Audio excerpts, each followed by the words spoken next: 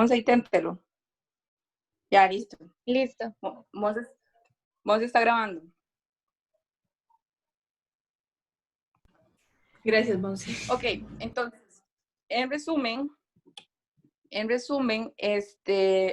cuando calculo con el límite, cuando X tiende a A, en ese A es donde estoy calculando la razón de cambio instantánea. Entonces, nos vamos a devolver al ejemplo anterior, porque para el ejemplo anterior no lo hemos calculado, solamente la usamos para introducir el asunto, ¿verdad? Entonces dice, determine la razón de cambio instantánea cuando se producen 4 unidades. Vean que determinar la razón de cambio instantánea es determinar la derivada y evaluarla en ese punto en particular, porque ahí es donde yo me estoy cuestionando cómo cambia una magnitud, en este caso, cómo cambia el costo respecto a la cantidad de artículos, ¿ok? Entonces, lo primero que vamos a hacer es calculamos la derivada. Eso es lo primero que vamos a hacer. Vean que, como les dije antes, hay dos caminos que podemos seguir. Puede ser este, que es el que voy a terminar ahorita, y el otro es calcular el límite. El otro solo lo voy a dejar iniciado y ustedes lo terminan, ¿ok? Entonces, primero vamos a calcular la derivada. Tenemos que C de Q es igual a 0.5 por Q a la 2 más Q más 2. ¿Ok? Entonces, si derivamos C, voy a escribirlo así. Si derivamos C respecto a Q, eso es igual a 0.5 por 2 por Q a la 1, ¿verdad? Que sería 2 menos 1 es 1. ¿Ok?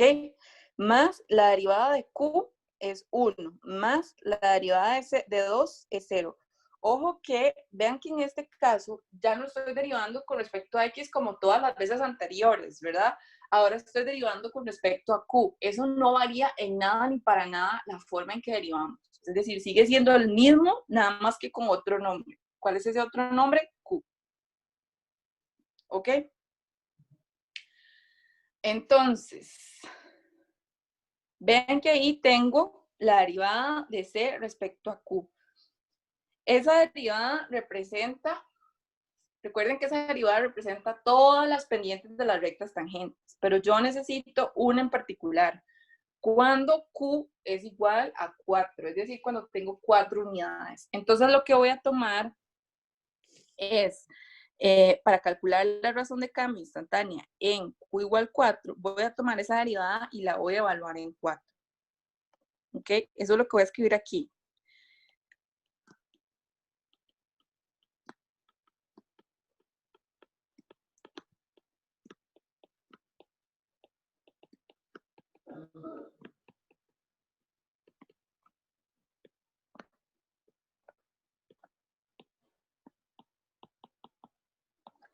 Entonces ahora voy a tomar, ojo la notación, la derivada de C respecto a Q y la voy a evaluar en Q igual 4. ¿Ok? Eso es, en cada campo del Q ponga 4. 0.5 por 2, eso es 1, ¿verdad? No lo voy a escribir porque es 1. Y 1 por 4, que sería el Q, antes estaba ahí, y ahora estoy poniendo 4 más 1. 1 por 4, 4 más 1 son 5. ¿Sí? Eso dice que la razón de cambio en en Q igual 4 es 5.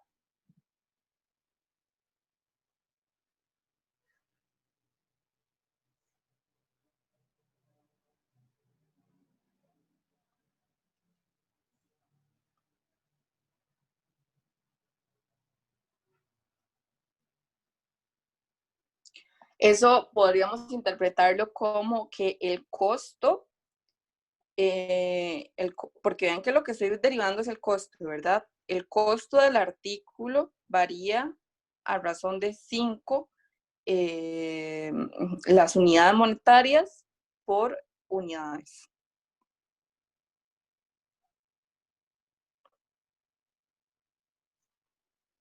¿Ok? Ahora, el otro camino que podemos seguir, que es el menos usual, el otro camino es tomar y calcular el costo evaluado en 4 usando el límite. O sea, el límite cuando x tiende a 4, que vean que en este caso no es x, en este caso es q, ¿verdad?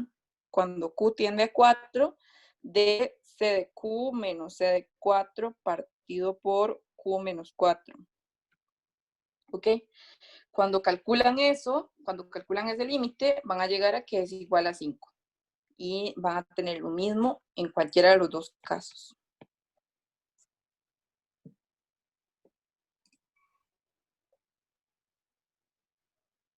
¿Sí? ¿Puedo pasar o hay preguntas? Profe, pero en ese camino, ahí lo que tengo que hacer es sustituir la Q. ¿Por qué? En el segundo camino lo que debería hacer es quién es C de Q. Entonces sería el límite cuando Q tiende a 4. Ve que C de Q es 0.5, Q a la 2 más Q más 2 menos y calcula quién es C de 4. Yo había calculado quién es C de 4 y es menos 14. O sea, menos y el C de 4 es 14. Este de Ok, aquí ok. Sí, es ya. 14. Y después me queda Q menos 4.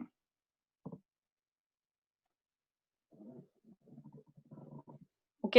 Y ya calculan ese límite y ese límite les da 5. Llegan exactamente a lo mismo. Que sería la otra forma. No es tan usual, en realidad es más usual hacer lo que hicimos al inicio porque es más sencillo derivar usando reglas que ponerse a calcular el límite. Particularmente este límite es bastante sencillo, pero bien podría ser un límite mucho más complicado. Entonces es lo que en general se hace, es lo que yo hice aquí al inicio. Y ven que no es nada del otro mundo, es decir, calcular la razón de cambio instantánea es saber derivar. Si usted no sabe derivar, entonces le va a costar mucho más calcular la razón de cambio instantánea.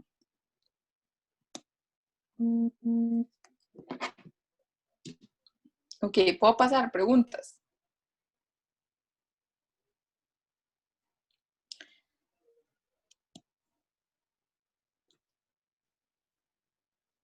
Pero no hay sala. Dice Ashley que se salió, pero no hay sala. A mí no me parece que haya...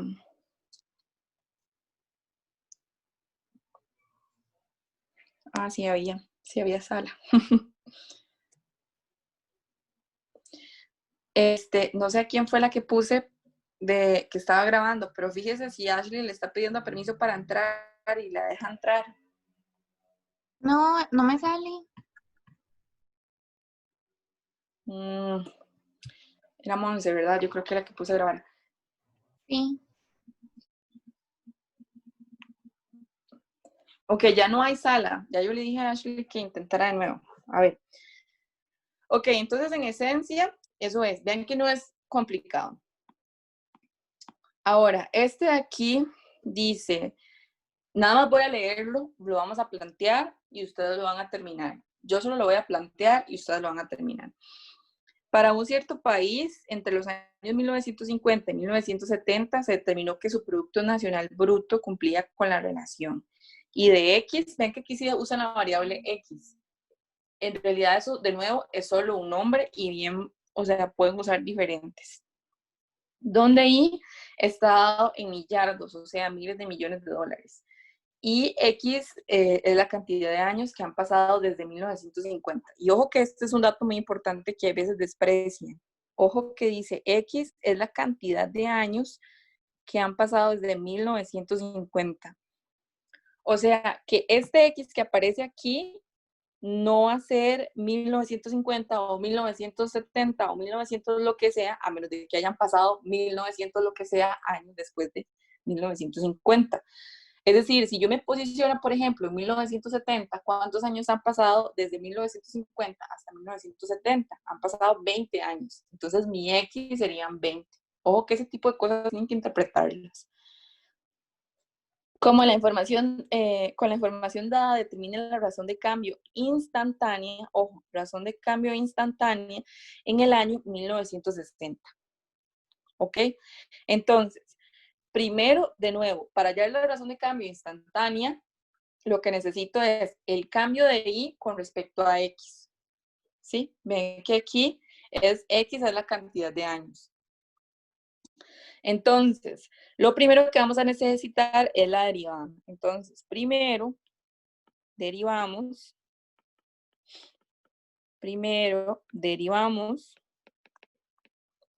¿ok? Y que depende de X es igual a 5 más 5 entre 10 más X a la 2 entre 100. ¿Ok?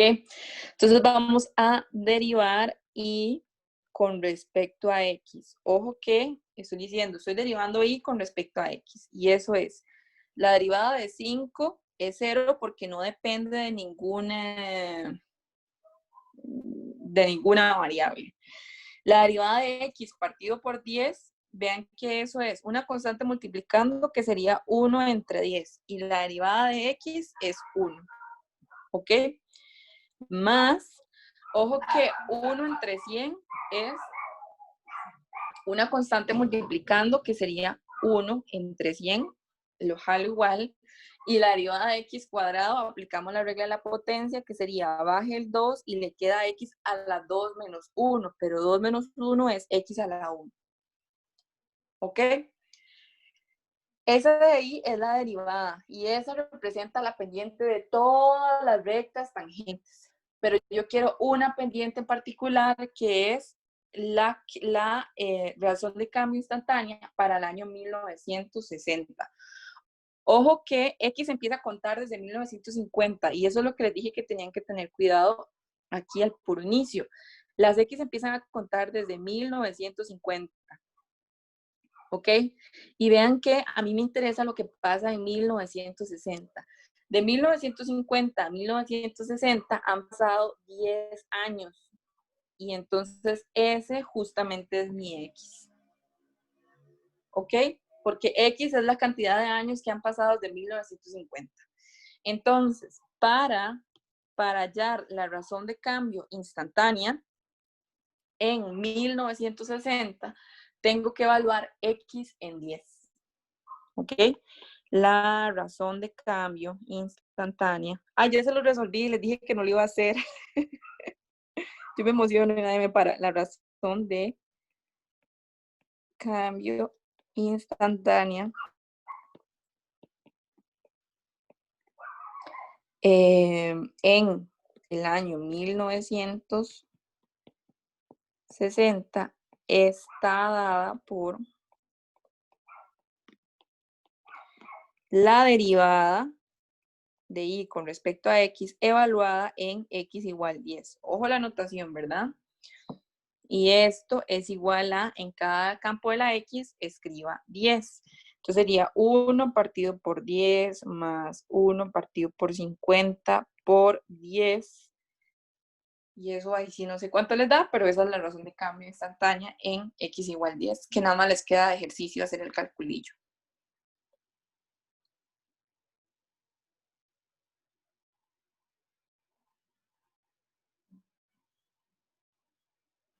Profe, ¿por qué por 50?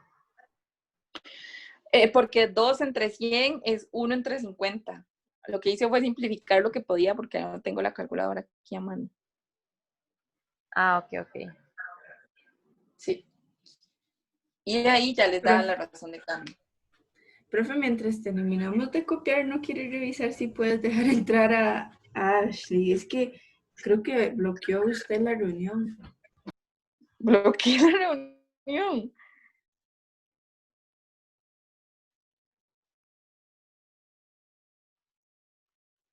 Ya, ahora sí dígale que entre.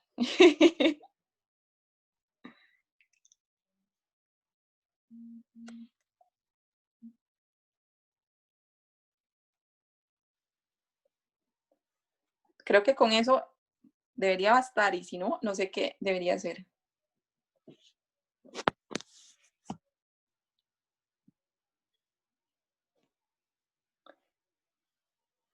Preguntas. Yo, profe, ¿cómo interpretamos la respuesta? Eso es.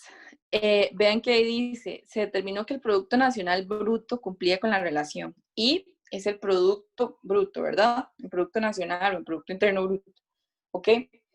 Y X es la cantidad de años. Eso quiere decir que en el año 1960, el Producto Nacional Bruto está variando en una proporción de lo que les dio ese calculillo, ¿verdad? Que yo no lo hice, ese calculillo, con respecto a 10 años, que fue lo que pasó de 1950 a 1960.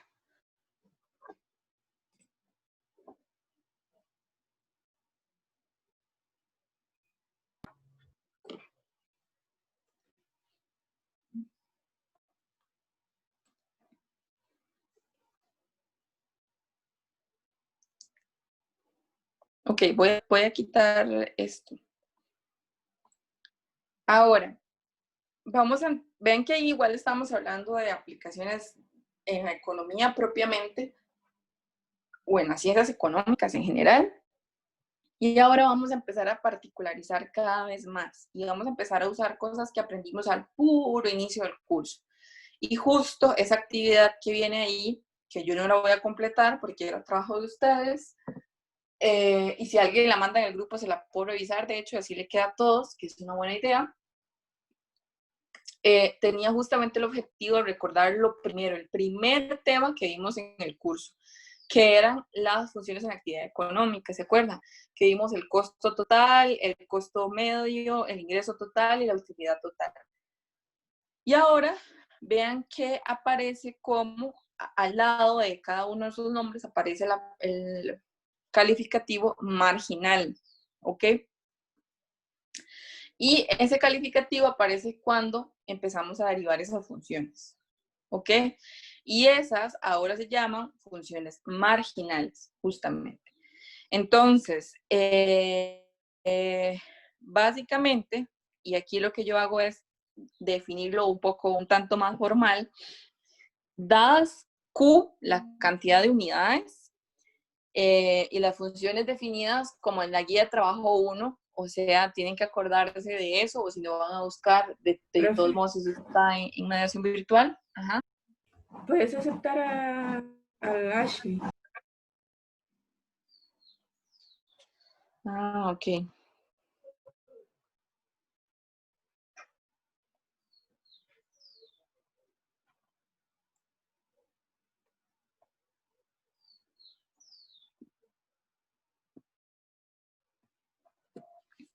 Ok, se van a la guía de trabajo 1 y la repasan rápidamente, y definimos entonces la función del costo total marginal. Y dice que es el incremento en el costo total C sub T de Q, ¿verdad? Así como estaba definido para el primer tema del curso, por una unidad extra de producción estado por C sub T prima de Q.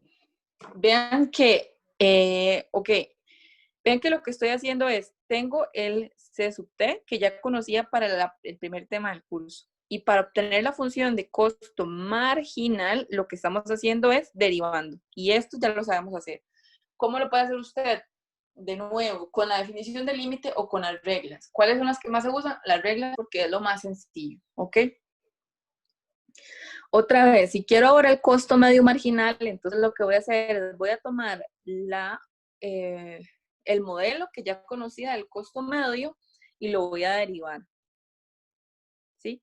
Y ahí tengo el costo medio marginal. Si quiero el ingreso marginal, voy a tomar el ingreso que ya conocía y lo voy a derivar otra vez, ¿ok? Y si quiero la utilidad total marginal, voy a tomar la utilidad que ya conocía y la voy a derivar. Ahora, hasta ahí no debería haber nada del otro mundo. Es decir, hasta ahí, primero deberíamos conocer las formulillas. Y segundo, la parte de derivación no debería ser compleja porque recuerden que esas formulillas son bien sencillas. ¿Ok? Entonces, todo hasta ahí está bien. La única parte en la que tienen que tener mucho cuidado es en esto que dice en todas. Ojo, dice una unidad extra de producción. Cada unidad extra de producción, una unidad extra vendida, una unidad extra vendida. ¿Ok? ¿Sí? Vean que dice el incremento en el costo total por una unidad extra vendida está dado por C sub T' de Q. Quiere decir que con C sub T' vamos a una unidad adelante. ¿Sí? Y eso se va a ver reflejado en el siguiente ejemplo. Así tal cual como se los acabo de decir, yo sé que no está para nada claro, pero en el siguiente ejemplo va a quedar mucho más claro. Veanlo aquí. Este lo voy a ir retomando y vean que ya está escrita la solución en azul. Voy retomándolo y voy resaltando algunas partes importantes. El costo total en colones para producir X metros de cierta tela está modelado por, y vean que ahí les damos una formulilla. Les damos C de X igual, bla, bla, bla. ¿Ok? Y ese es el modelo del costo total. Ese es el modelo del costo total. Vean que, y recuerden que bien podría pasar que sean ustedes los que tengan que encontrarlo con la parte que ya conocen del curso, o bien puede estar dado. Ahora, recuerden que en la primera parte del curso solo trabajábamos con modelos lineales. Ahora no necesariamente, porque ahora tenemos una herramienta mucho más potente que es la derivada. Entonces, bien pueden salir modelos un poco más variados, como este que es una polinomial cúbica. ¿Ok? Se sabe que la función de costo marginal, ojo, la función de costo marginal es la derivada de la función de costo. Si la función de costo es esa que aparece ahí, que yo marqué, subrayé en verde, entonces si yo quiero la función de costo marginal, lo que voy a hacer es derivar. ¿Ok? Eso es todo. Y ven que la derivada de esa no es para nada difícil, porque la derivada de 30.000, ojo que 30.000 es una constante, entonces es 0. La derivada de 20x es 20. La derivada de 0.1 por x a la 2 es bajo el 2 y lo multiplico por 0.1, ¿verdad? Esto digamos que sería el paso que ahí se brincaron. Bueno, me brinqué porque yo digité esto. Cx es igual a 20 más. Antes estaba 0.1 por 2, ¿verdad? Porque bajé el 2 del x al cuadrado. X a la 2 menos 1, que es 1. ¿Ok? Más 0.006 por bajo el 2, perdón, bajo el 3. No es 0.06, es 0.02. Bajo el 3 y me queda x a la 2. ¿Ok? Este paso es el que está aquí en medio, digamos. Lo que yo hice al escribirla ahí fue simplificar un poco, es decir, multiplicar todo lo que podía, etcétera, y de ahí sale el 0.02 y el 0.006.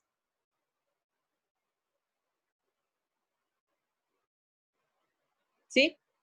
Ahora, recuerden que lo que yo marqué aquí, empezó a llover, entonces voy a empezar a hablar más duro por cualquier cosa. Lo que yo marqué ahí con celeste, ven eso que yo marqué ahí con celeste, yo les dije, eso quiere decir que entonces, que cuando yo calcule la derivada de cada una de esas funciones, cuando yo calcule la función marginal, esta va a ir una unidad adelante. Siempre va a ir una unidad adelante. Entonces, vea, dice, calcule C' evaluado en 100 e interprete el resultado. C' evaluado en 100 es bien sencillo, ¿verdad? Simplemente tomo, aquí me falta un prima. Simplemente tomo la función, la derivada, y en cada campo de la X aquí, ven aquí, en cada campo de la X, lo que estoy haciendo es poniendo 100. Aquí pongo 100 y aquí pongo 100. Y aquí me faltó al cuadrado. Eso es al cuadrado, pero eso fue algo ahí de la cuestioncilla. ¿Ok? En cada campo de la X estoy poniendo 100 para calcular C' de 100. Y cuando metemos eso en una calculadora, nos da 100. ¿Ok?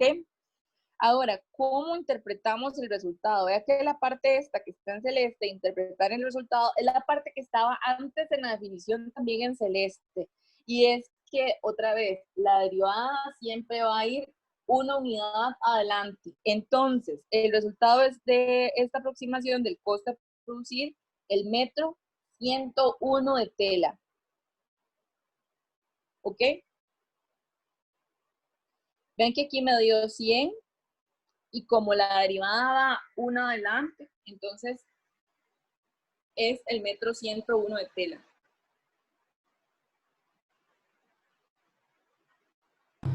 Pero, profe, una pregunta.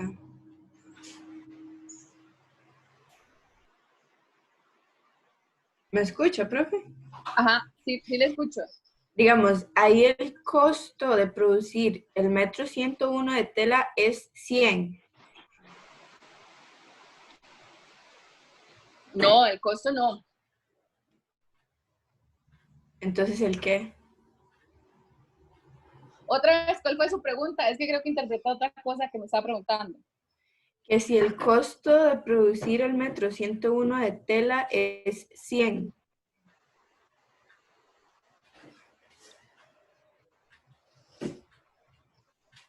Ajá, ajá. Ok, gracias.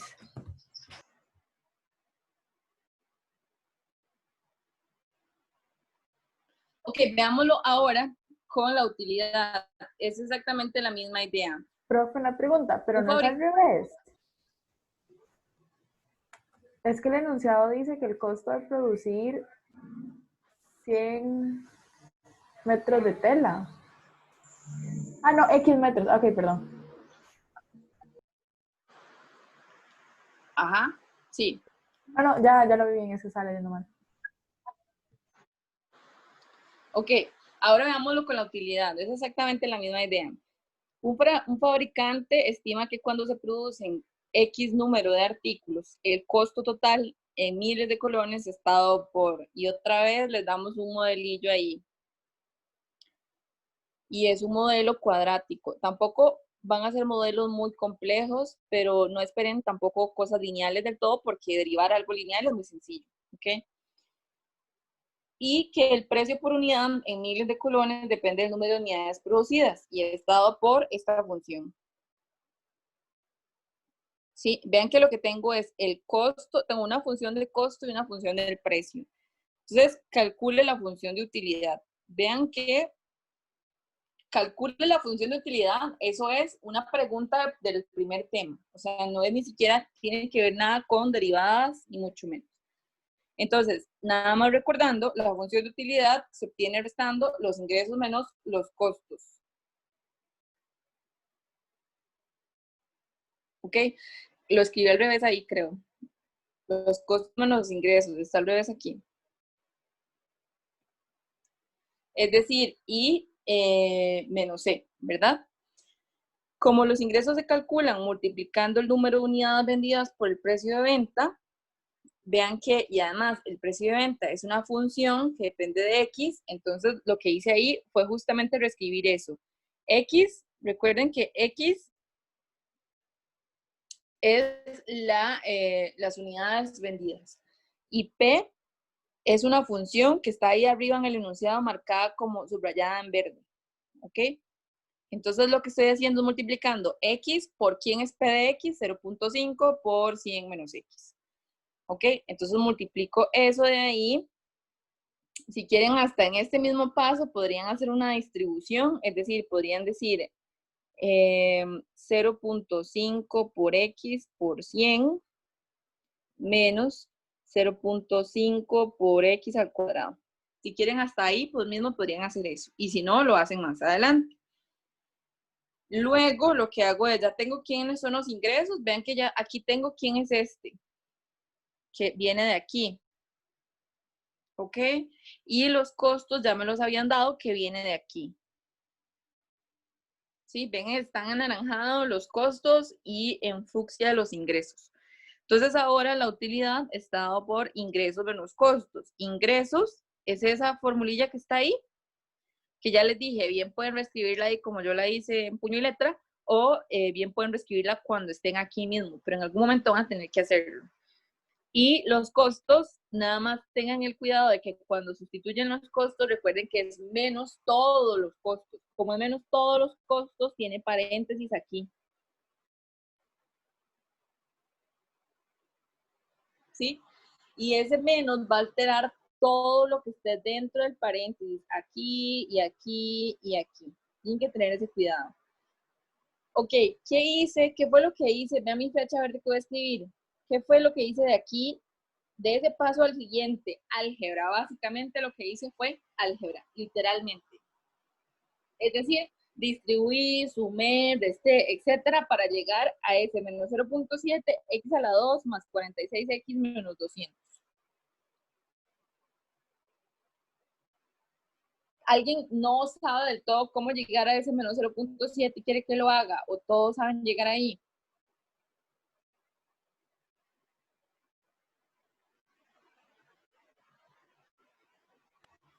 De Hay profe, yo preguntas de creo cómo, que sí. no hay preguntas de cómo llegar a eso. Yo asumí que todos sabíamos distribuir, etcétera, y llegamos fácil.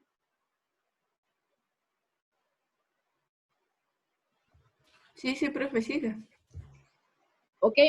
Entonces, hasta este punto, lo único que he hecho es encontrar la utilidad. Y ojo que esta es la utilidad en general, o sea, la utilidad como la conocíamos en el primer parcial. ¿Ok? En la primera tarea, pues. Ahora, el punto E es determine la función de utilidad marginal. Y vean que ahora es marginal. Siempre que me hablen de marginal, lo que voy a tener que hacer es calcular la primera derivada. Entonces, porque justamente es la derivada de la función de utilidad que calculé en el punto A. Entonces, voy a tomar ese u de x y lo voy a derivar. Vean que si yo derivo u de x, es bajo el 2 y lo multiplico por 0.7 y me queda x. 2 por 0.7 es 1.4 y el menos que traía al frente. La derivada de 46x es 46 y la derivada de menos 200 es 0. Vean que esa derivada es súper fácil, ¿ok? ¿Sí? No es nada del otro mundo y en general eso va a pasar. Van a ser derivadas sencillitas. Si alguien no ve la derivada me dice y se la hago pasito por pasito.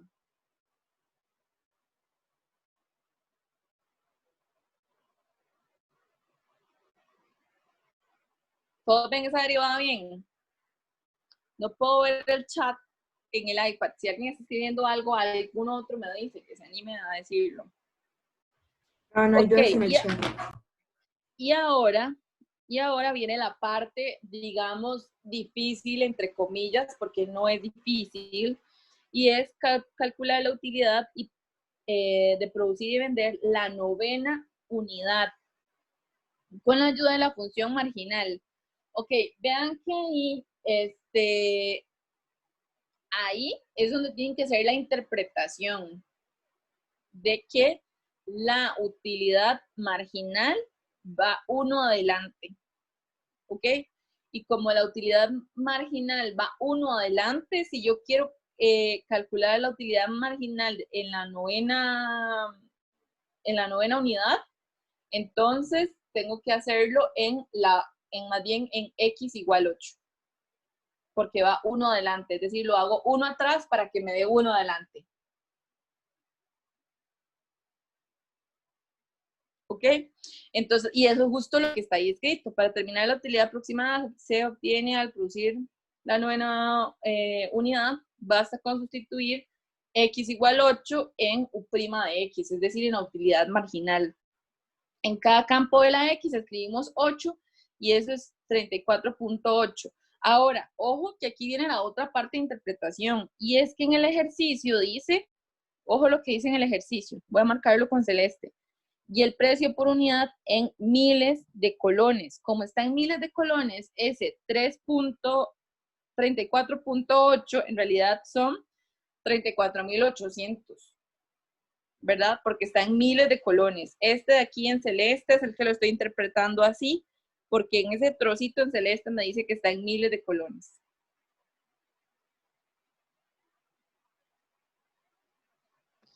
¿Cómo? ¿En cuál trocito, profe? Yo no veo. Vea los puntitos celestes. Ve en donde dice en el enunciado original que está escrito en Ah, negro, sí, ya, dice, profe, ya lo vi. Gracias. ¿sí? Vean Profe, que nada más voy a decir esto y ya me preguntan. ok. En general es fácil el ejercicio, es decir, los ejercicios no son para nada complejos. La parte que tal vez se las podría traer, y ni siquiera es que se las puede traer, es que son cascarillas de banano, es que tienen que interpretar el enunciado que les dieron y leer cada una de sus partes, porque ven que ahí ese 3.34.8 tienen que interpretarlo como miles de colones, porque así está dada la fórmula. ¿Alguien me iba a preguntar algo? Sí, es que hay una pregunta en el chat que si uno siempre debe de restarle uno o solo a la utilidad. A cualquiera, porque cualquiera, la utilidad marginal, el costo marginal, cualquiera de las funciones marginales siempre va uno adelante. Entonces lo que usted está obteniendo siempre va a ser uno adelante de lo que usted evalúe.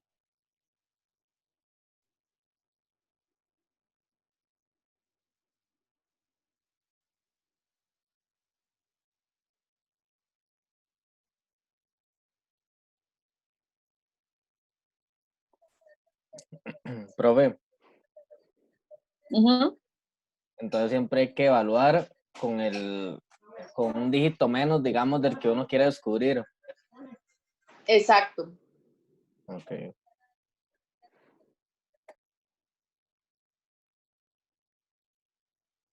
En los marginales, ¿verdad? Porque luego vamos a ver propensión.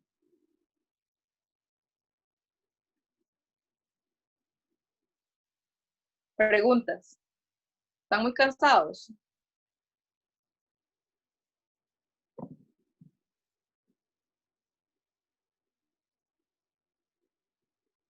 ¿Sigo o hacemos un receso?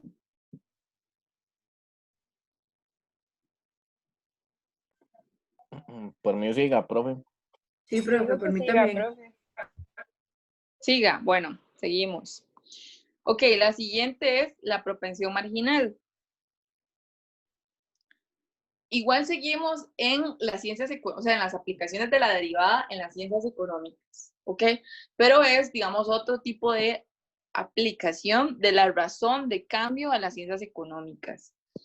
Ahora, en todo el curso hasta el momento estábamos, digamos, como en la parte micro, hablando de una empresita artesanal, no sé, cosas que tenían que ver con empresas micro, por decirlo de algún modo. Y ahora, cuando nos ubicamos en la propensión marginal, ahora nos vamos a ubicar en la macroeconomía, es decir, en una nación, en un país, en un estado, en una gran empresa, etc. ¿Ok? Es la única parte en la que nos ubicamos en la parte macro. Ahora, para iniciar esta parte necesitamos dos conceptos. El primero es el consumo y el segundo es el ahorro. El consumo lo vamos a representar con una C igual que el costo. Y ahí tienen que tener cuidado porque es respecto al contexto de lo que le estén hablando, ¿verdad? El consumo lo representamos con una C y el ahorro lo vamos a representar como una S. En alguna literatura, particularmente TICA, el ahorro aparece con una A. Yo lo mantuve con S porque así me lo encontré en la mayoría de literatura que revisé y por eso lo mantuve así, ¿ok? Pero por cualquier cosa para que sepan que puede aparecer con una A. Ahora, tanto el consumo como el ahorro dependen de los ingresos, ¿ok? Y el consumo va a ser o hace referencia a las adquisiciones de bienes y servicios de la administración pública y el sector privado destinadas a satisfacer necesidades, ¿ok? Y el ahorro, más bien, es lo que sobra o el excedente de los ingresos después de haber pagado impuestos o después de haber pagado y saldado, etcétera, X cosas, ¿ok? Tanto el consumo, de nuevo, como el ahorro dependen del ingreso, porque yo estoy agarrando el ingreso y lo estoy destinando al consumo o lo estoy destinando a el ahorro, ¿ok? Ahora, dicho esto, la propensión marginal, hay dos tipos de propensiones. Yo creo que eso ustedes lo saben mejor que yo, pero yo estoy haciendo un resumen y un súper resumen, así muy por encimita. La propensión marginal al consumo mide cuánto incrementa el consumo de una persona si incrementan sus ingresos o si disminuyen sus ingresos. ¿Ok? Esa es la propensión marginal al consumo. Ay, borré la naranja. Propensión marginal al consumo. ¿Ok? Y la otra parte sería, si no me la encuentro aquí, la propensión marginal al ahorro. ¿Ok? Y esto es la proporción en la que aumenta o disminuye el ahorro al aumentar o disminuir los ingresos. Vean que ahí yo me estoy cuestionando cómo varía, ya sea el consumo o el ahorro respecto a los ingresos. Y justamente así es como está definida una razón de cambio. Por eso es que una propensión marginal al consumo o al ahorro se modela con la razón de cambio, es decir, con una derivada. ¿Ok? Ahora, tanto la propensión marginal al consumo como al ahorro son índices y como tal van a ser magnitudes que están entre 0 y 1. ¿Ok? Entonces, si a usted una marginal le da algo más grande que 1, algo hizo mal, ¿ok? Algo está mal y debería saberlo de inmediato, porque las propensiones marginales están entre 0 y 1. ¿Ok? Son índices y están entre 0 y 1. Entonces, ahora una definición un poco más puntual y ya una definición desde la parte matemática, que es la parte que nosotros estudiamos, es considere CDI e SDI las funciones de consumo y ahorro respectivamente. Ven que CDI y SDI son las funciones de consumo y ahorro. Yo ahí no estoy hablando de propensión marginal todavía. Ella depende de un ingreso y, ¿ok? Ahora sí, vamos a definir la propensión marginal al consumo. Se define la propensión marginal al consumo, que vamos a utilizar estos iniciales para representarla como la razón de cambio del consumo respecto al ingreso. Y era lo que antes les decía. Vean que cuando yo les conceptualicé la propensión marginal al consumo, yo dije, me interesa cuánto incrementa o disminuye el consumo respecto a el incremento o disminución de sus ingresos. Como yo me estoy cuestionando qué pasa cuando el consumo, cómo varía el consumo respecto al ingreso, ahí es donde entra una razón de cambio. Y en una razón de cambio está la derivada. ¿Ok? Entonces, si yo quiero encontrar la propensión marginal al consumo, basta con derivar la función de consumo. ¿Ok? Y eso se interpreta, eso se interpreta como qué tan rápido está cambiando el consumo respecto al ingreso. ¿Ok? Ahora, por otra parte, la propensión marginal al ahorro es justamente la misma idea, unas siglas muy similares, pero ahora en lugar de C escribo S. Y lo que hacemos es interpretar la derivada de S con respecto a I como la razón de cambio y nos estamos cuestionando por cómo está cambiando el ahorro respecto al ingreso y listo. ¿Ok? Ahora, y como bien ya les dije,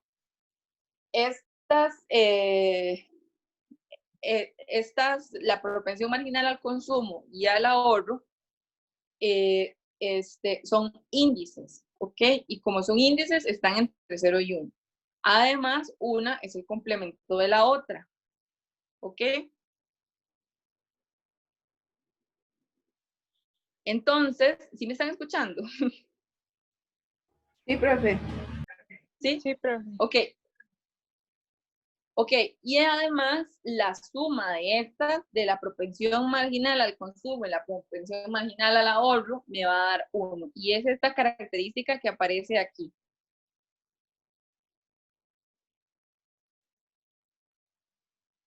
¿Ok? Ven que yo les puse la propensión marginal al consumo tiene que ser menor que 1.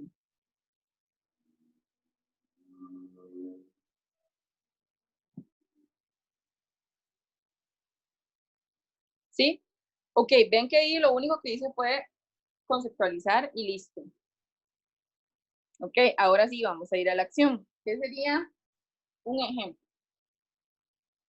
Entonces dice, la función de consumo de cierta nación, y vean que como dice cierta nación, ahí ya estamos en la parte macro más grande, está dada por C de I, donde C es el consumo y es el ingreso, y eso ya lo sabemos, ¿verdad? Porque así está definida en la parte de arribita, ¿ok? Encuentre la propensión marginal al consumo y la propensión marginal al ahorro si el ingreso nacional es de 16.000 millones de unidades monetarias. Ok, como estamos en la parte macro, y algo que olvidé decir en la parte de arriba, es que los ingresos, o sea, las formulillas que les vamos a dar en general, a menos de que se diga lo contrario, por supuesto, estos modelos que les vamos a dar, siempre el I está en miles de millones de unidades monetarias, o sea, miles de millones de colones. Entonces, en lugar de escribir miles de millones de colones, o sea, escribir todos los ceros que eso implica, vamos a trabajar únicamente con el 16. A menos de que se diga lo contrario, así se establece por convención. ¿Ok? Entonces, vean que para hallar, lo que necesito hallar es la propensión marginal al consumo y la propensión marginal al ahorro. Vean que para hallar cada una de esas, yo necesito la función de consumo y la función de ahorro. Entonces yo digo, bueno, tengo la función de consumo, no tengo la de ahorro. Entonces voy a empezar por la propensión marginal de consumo, ¿ok? Voy a empezar por esta, porque no tengo la función de ahorro, es por eso, ¿ok? Entonces, ojo, y me voy a devolver a la definición. Vean que en la definición dice que la propensión marginal al consumo es la razón de cambio del consumo con respecto al ingreso. Entonces, lo primero que voy a hacer es derivar, ¿ok? Derivamos para encontrar, primero, ahí, ¿qué pasó? Primero vamos a encontrar la razón de cambio del consumo respecto al ingreso, ¿ok? Profe, ¿cómo sé yo ahí que tengo que encontrar eso si ahí no me lo dicen? O sea, o es que yo tengo que saberlo, o siempre que hago ese tipo de ejercicio hay que hacerlo. Ya le respondo.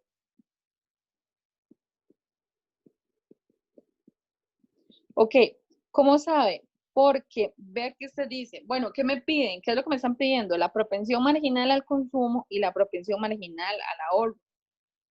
Usted sabe que tiene que encontrar la razón de cambio, es decir, que tiene que derivar porque justamente en la definición anterior, la propensión marginal al consumo está definida como la razón de cambio. Entonces usted necesita la razón de cambio, es decir, necesita la derivada para encontrar la propensión marginal al consumo. ¿Era esa su pregunta? ¿Le resolví o no? Sí, profe, gracias.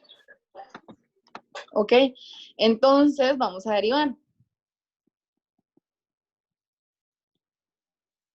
Ok, yo sé que, vamos a ver, espérense porque no estoy viendo el enunciado, ahí está. Yo sé que el consumo que depende de ahí está dado por 4 más 0.36 y más 0.48 y a la 3/4. Okay, ese es el consumo. Entonces, ahora sí, la razón de cambio del consumo respecto al ingreso es igual a la derivada. La derivada de 4 es 0. La derivada de 0.36 por i es 0.36. Y ojo que ahora mis i son lo que cuando aprendimos a derivar eran las x. ¿Ok? Es exactamente lo mismo, pero con otro nombre. Más 0.48 por bajo el 3/4 y me va a quedar i a la 3/4 menos 1. Pero 3/4 menos 1 es menos 1/4. Y si está mal el cálculo, me corrigen. Menos 1/4. ¿Ok?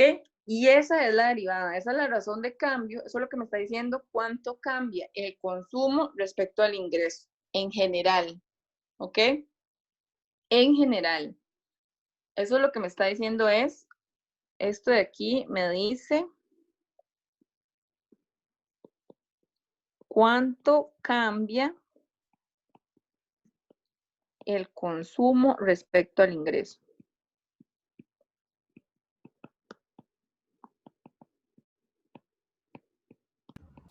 Profe, que dicen que ¿Ok? se puede explicar la derivación del último término.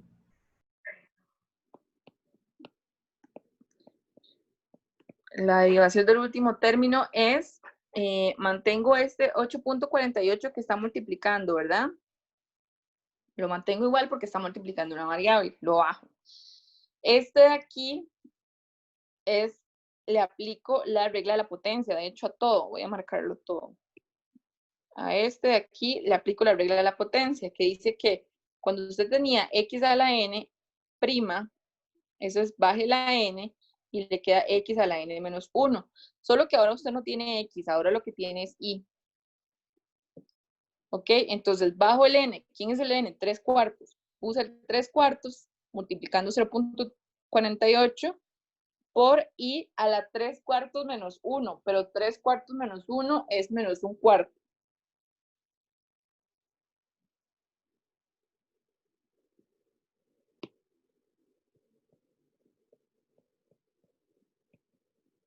Que gracias, profe.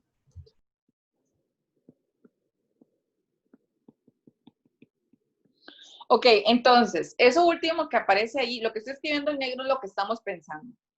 Eso último que escribí ahí es cuánto cambia o representa cuánto cambia el consumo respecto al ingreso. Esto está en una nubecita ahí donde estamos pensando.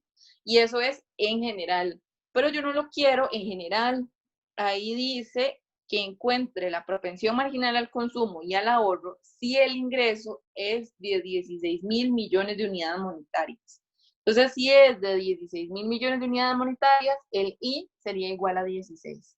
Es decir, a mí me interesa esa derivada de ahí, pero evaluada en 16. ¿Ok? Y eso es lo que voy a escribir ahora. Vamos a ver si...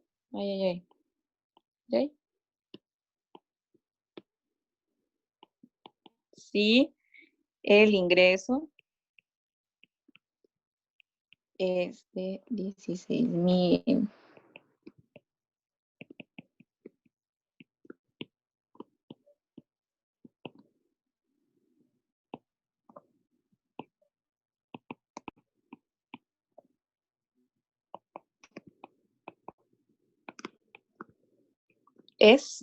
La propensión marginal al consumo es el cambio del costo respecto al ingreso cuando el ingreso es igual a 16. El ingreso es igual a 16. Ok, eso es, en cada campo del I, ponga 16, sería 0.36 más 0.48 por 3/4 por 16 a la menos 1/4. Y eso si hacen el cálculo es 27 entre 50.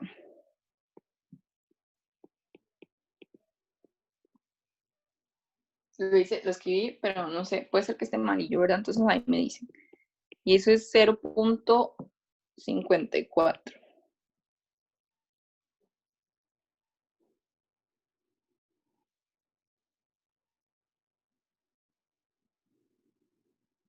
A mí me da igual, profe. ¿Sí? Ok. Entonces, la respuesta a la pregunta, ¿cuánto cambia el consumo respecto al ingreso? Cuando el ingreso es de 16.000 millones de unidades monetarias, es de 0.54. Ese de ahí es un índice que me está diciendo cuánto varía. ¿Ok? Y vean que me está dando entre 0 y 1. ¿Sí? Ahora, y eso quiere decir que, pues, no necesariamente que está bien, pero que no está tan desubicado como que si me hubiese dado 5. ¿Ok?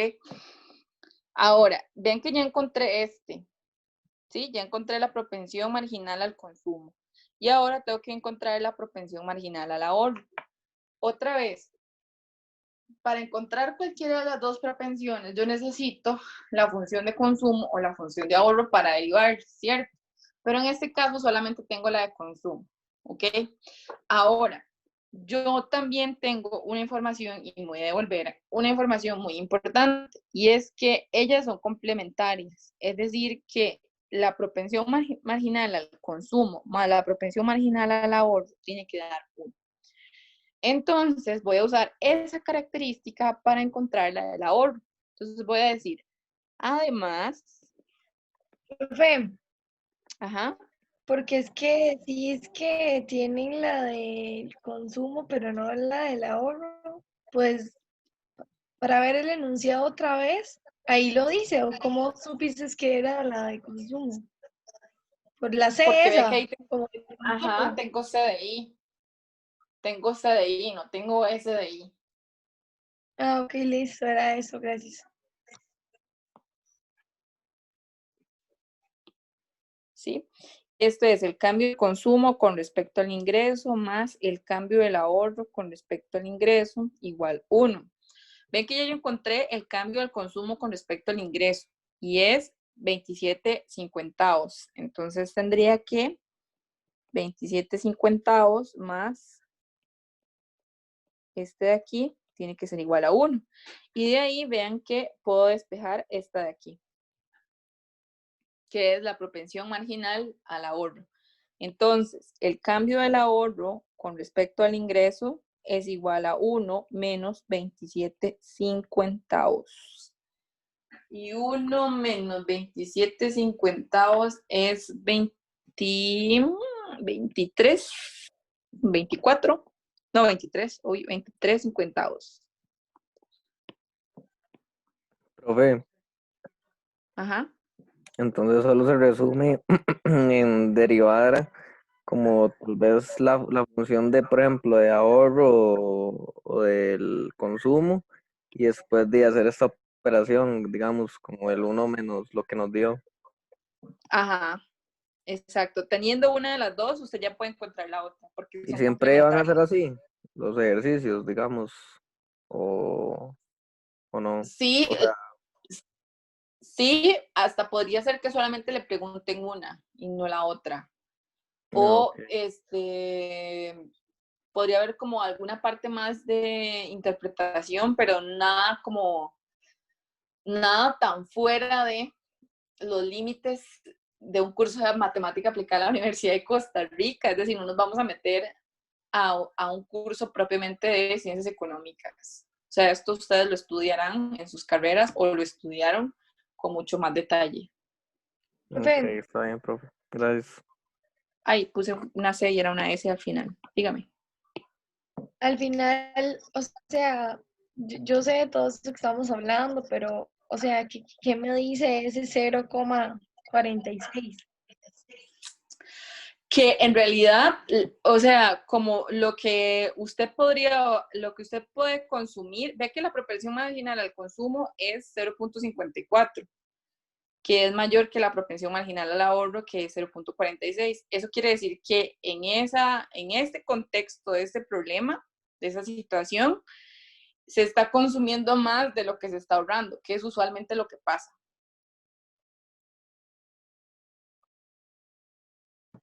Ah, listo, gracias. Profe, ¿y ¿Sí? nosotros tenemos que poner eso o simplemente dejamos el número?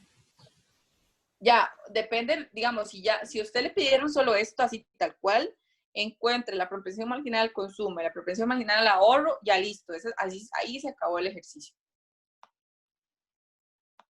Si hubiese una parte de esas, como la que acaba de preguntar, creo que era Paula o Melissa, cualquiera de las dos, porque siempre les confundo la voz, lo que usted podría interpretar, por ejemplo, en este caso es eso, que está pasando lo natural, que es que consume más de lo que se ahorra. Ahora, bajo las condiciones del COVID, deberíamos ahorrar más de lo que consumimos, porque no salimos. Pero es diferente. O sea, bien podría pasar que no, porque la gente compra, no sé, por Amazon y por internet y todas esas cosas. O come más porque está en la casa.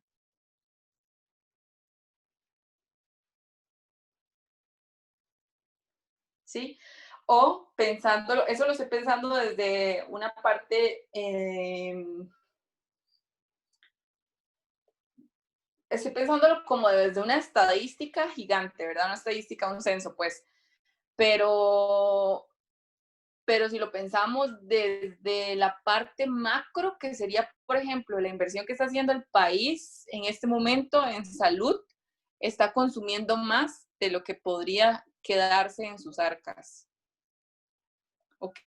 Está consumiendo más de lo usual y por tanto su propensión marginal al consumo es mayor que, no sé, de los años anteriores, por ejemplo. ¿Sí? Y creo que a nivel mundial es algo que está pasando, que todos los países están consumiendo más y no necesariamente en bienes y servicios, digamos, no necesarios, sino que tienen que ver con salud, con la parte de todo el equipo de mascarillas, etcétera, para poder pues solventar la situación de y eso hace que su propensión marginal al ahorro disminuya muchísimo.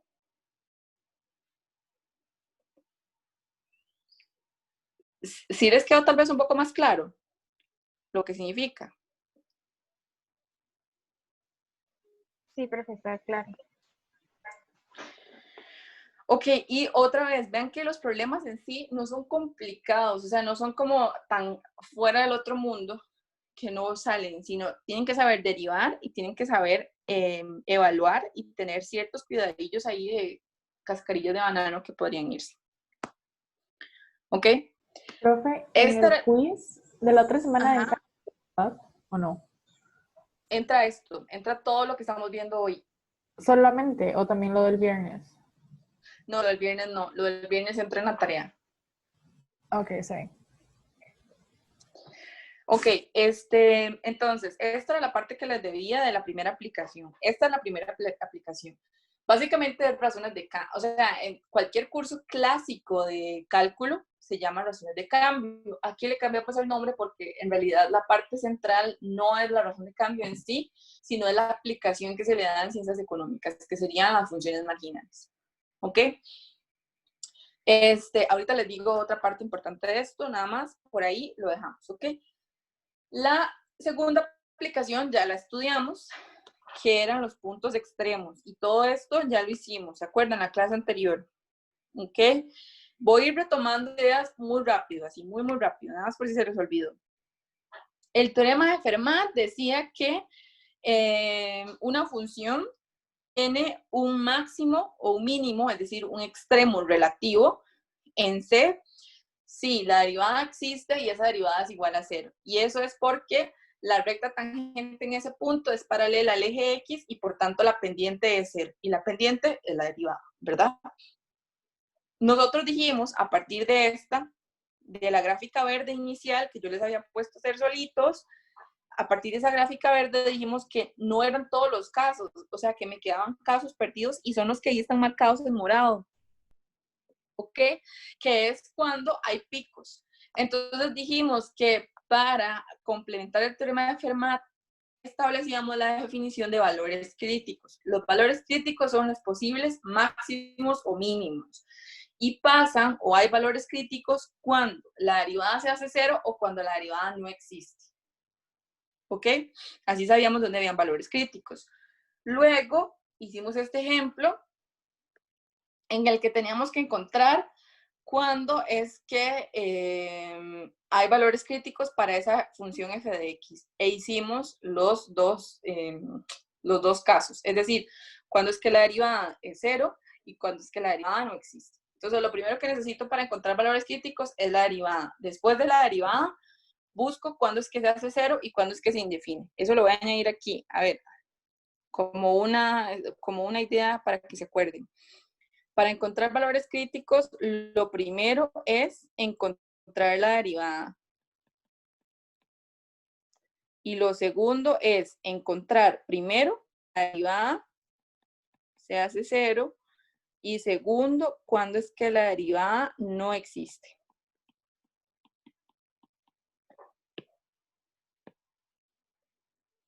Y estos me van a generar posibles máximos o mínimos. ¿Ok? Ese lo hicimos como ejemplo. Luego ese les va a seguir quedando de ejercicio para ustedes. y está ahí en el necesito apoyo, ahí viene una parte de la solución. Y luego hicimos esta actividad en la que nos dimos cuenta que siempre que tenga intervalos cerrados y funciones continuas, siempre que yo tenga esas dos condiciones que están ahí escritas en verde y en fucsia, voy a tener, esto me garantiza tener un máximo y un mínimo absolutos. ¿Ok? Y eso es por el teorema del valor extremo que justo viene ahí enunciado. Si una función es continua y está definida en un intervalo cerrado, entonces de fijo f tiene máximo absoluto y también mínimo absoluto. ¿Ok? Ahora, ese teorema nos da una herramienta para encontrar máximos y mínimos absolutos. Y ahí yo les puse los pasos sugeridos. Y era encontrar los valores críticos, es decir, cuando la derivada no existe o cuando la derivada se hace cero, y luego evaluar, ojo, y aquí hay que evaluar, vean aquí, aquí hay que evaluar en los puntos críticos y las fronteras del intervalo. El que sea el más grande, la imagen más grande va a ser el máximo y la imagen más pequeña va a ser el mínimo. ¿Ok? En un intervalo cerrado. Si esto de aquí que está marcado en naranja, que estoy haciéndole una flecha encima, si esa parte de ahí no se cumple, no se puede aplicar el teorema de los extremos. Tiene que pasar eso para poder aplicar el teorema de los extremos y también que f sea continuo.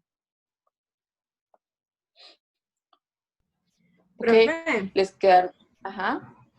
ahí con ese ejercicio 5 le puedo hacer unas preguntas que tengo. Sí, dígame. Vea, bueno, perdón, con el primero se va a buscar el cuaderno.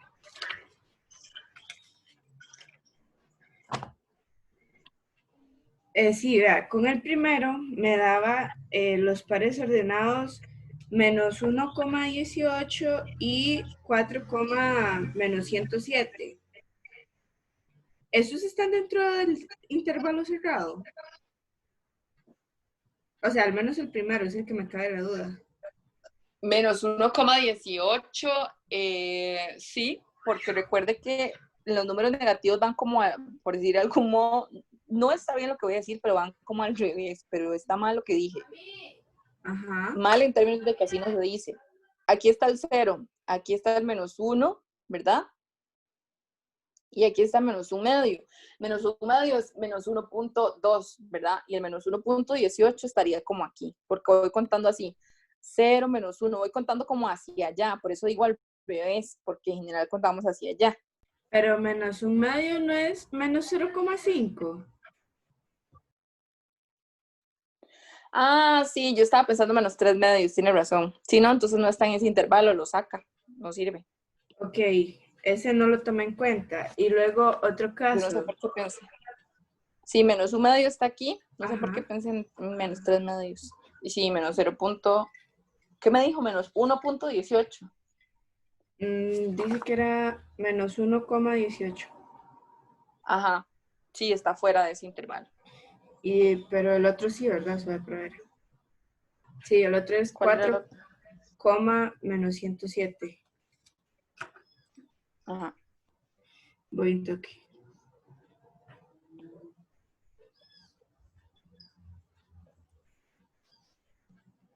Ahora con el otro, si solo encuentro un número, un valor crítico, no puedo decir nada acerca de este, ¿verdad? Sí, sí puede, porque usted encontró el valor crítico y además tiene las fronteras del intervalo, que son menos 2 y 2. Lo único que quiere decir es que alguna de las fronteras va a ser un máximo o un mínimo. Es que ahí más bien me están diciendo, determine el mínimo sobre eso que me dan ahí. Y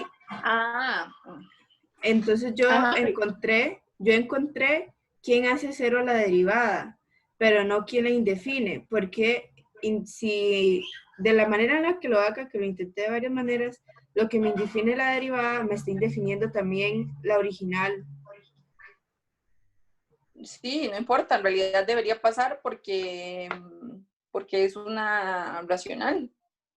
Ajá, pero si me indefine la original, yo no puedo evaluar esos números en, Ajá. en la original. Sí, es una restricción, entonces no lo considera y lo que hace es, usted dice, bueno, ese no lo considero porque es una restricción. Y lo que me queda es evaluar en, no es G de menos 2 y G de 2. Y alguno de esos va a ser el más pequeño y el otro el más grande. Entonces el más pequeño va a ser el mínimo y el más grande va a ser el máximo.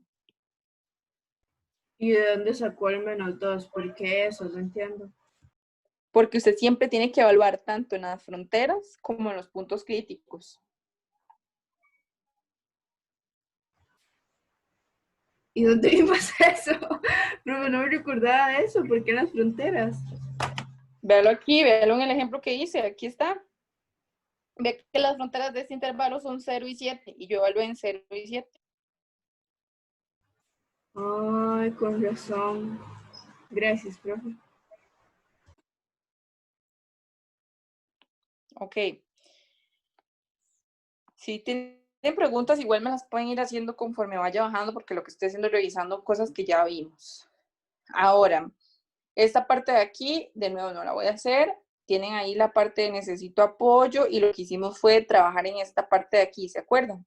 Y los principales resultados que tuvimos de ahí es que h crece significa que la primer derivada es mayor que 0. H decrece significa que la primera derivada es menor que 0. ¿Ok? H o F es cóncava, una función es cóncava si su segunda derivada, ojo, la segunda derivada es menor que 0. Una función es convexa si su segunda derivada es mayor que 0. ¿Ok? Y esos son los principales resultados que tienen que guardar de aquí. Después de aquí, yo lo que empecé a hacer fue una lista de elementos que tenían que ir recolectando si tuviesen que graficar una función, que es la tercera aplicación de las derivadas.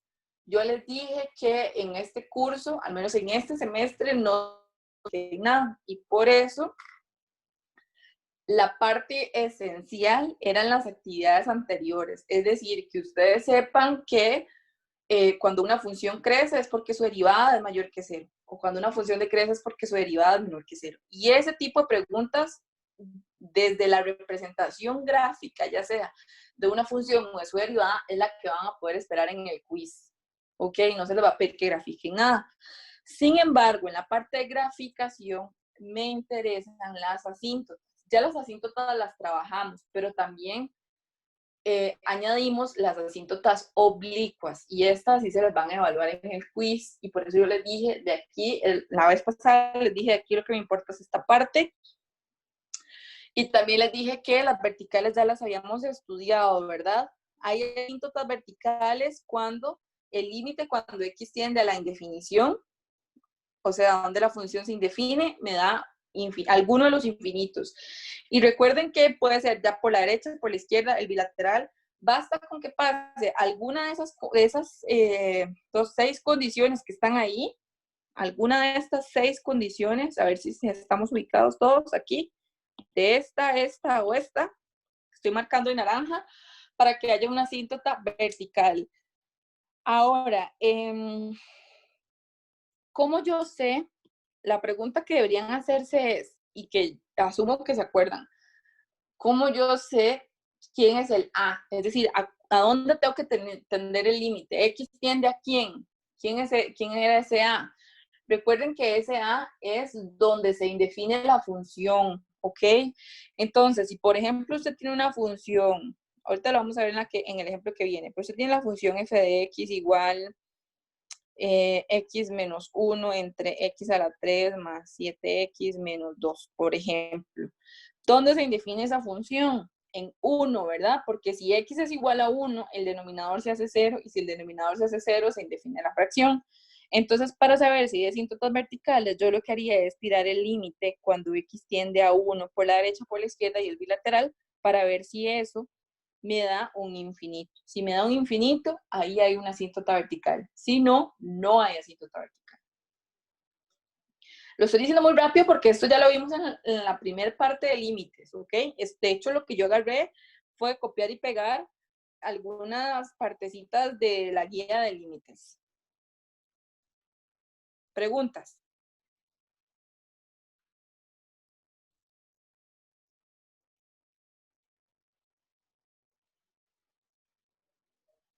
No hay preguntas, todos se acuerdan. ¿Puedo seguir así de rápido entonces? ¿Me están escuchando al menos?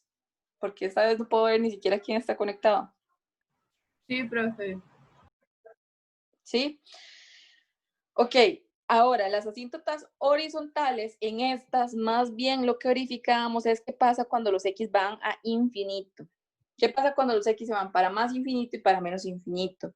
Sí, cuando el X se va para más o menos infinito, yo tengo un número real como resultado del límite 5, 20, pi, lo que sea, pero es un número real, 5 medios, etcétera. Quiere decir que ahí hay asíntota horizontal, hay asíntota horizontal. ¿Ok? Ahora, ¿qué pasa si me da infinito? Es decir, si tengo esto de aquí, véanlo ahí, hasta se los pongo. ¿Qué pasa si me da infinito? Entonces, no hay asíntota horizontal, ¿ok? No hay asíntota horizontal, al menos para la parte de más infinito, pero bien podría haber para la parte de menos infinito. ¿Ok? De nuevo, eso ya lo vimos. Ahora, vienen las nuevas, estas sí son nuevas. Las asíntotas oblicuas. Las asíntotas oblicuas son aquellas que no son ni horizontales ni verticales, es decir, que hay un grado de inclinación por ahí, ¿sí? Entonces, para ir rápidamente y nada más como un resumen de todo lo que ahí yo les escribí, que ahí está súper más detallado, para determinar asíntotas oblicuas tenemos dos procedimientos, que uno funciona en todos los casos y el otro funciona en ciertos casos bien particulares. El primer procedimiento es división de polinomios y el segundo procedimiento es límites. Ahora, esos no son los nombres, en realidad en toda la literatura que yo he visto de cálculo no existen unos nombres para estos procedimientos. Yo les puse esos para que ustedes se ubiquen nada más, ¿ok? Pero así no los van a encontrar en ningún lado. O puede ser que sí, y no sé, yo pensé que me lo había inventado, pero no. Entonces, el primero, división de polinomios. Este método solo sirve cuando ustedes tienen una función racional, es decir, polinomio partido por polinomio. ¿Ok? Así. Polinomio partido por polinomio. Porque lo que vamos a efectuar es la división de polinomios que aprendimos en precálculo. ¿Se acuerdan? ¿Sí?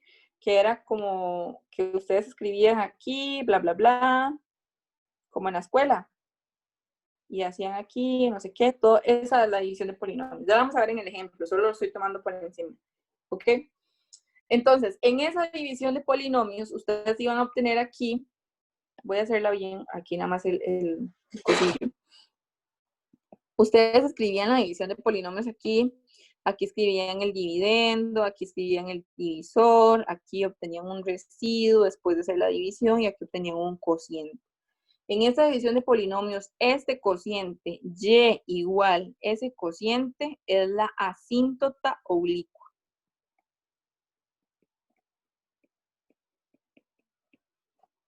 ¿Ok? Así tal cual. Ya lo vamos a ver en un ejemplo, tranquilos. Y el otro procedimiento, bueno, y ojo, otra vez, vean que ya se los acabo de decir, división de polinomios solo sirve cuando tengo una función racional, es decir, polinomio partido por polinomio. Límite sirve para cualquier función, para el que usted quiera. La función más rara que usted quiera, esa sirve con este otro método. Y el límite, vean que cuando es una asíntota oblicua, yo lo que estoy buscando es la forma y igual mx más b, ¿verdad? Entonces, lo que hacemos o lo que sabemos es que la pendiente m está dada por el límite de la función partido por x cuando los x van a infinito.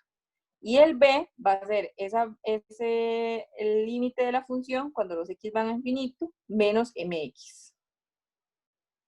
¿Ok? Esas de ahí tienen que saberlas. Entonces, división de polinomios solo sirve para el racional y límite sirve para cualquier función. ¿Sí? Ahora, y aquí viene el ejemplo de las asíntotas.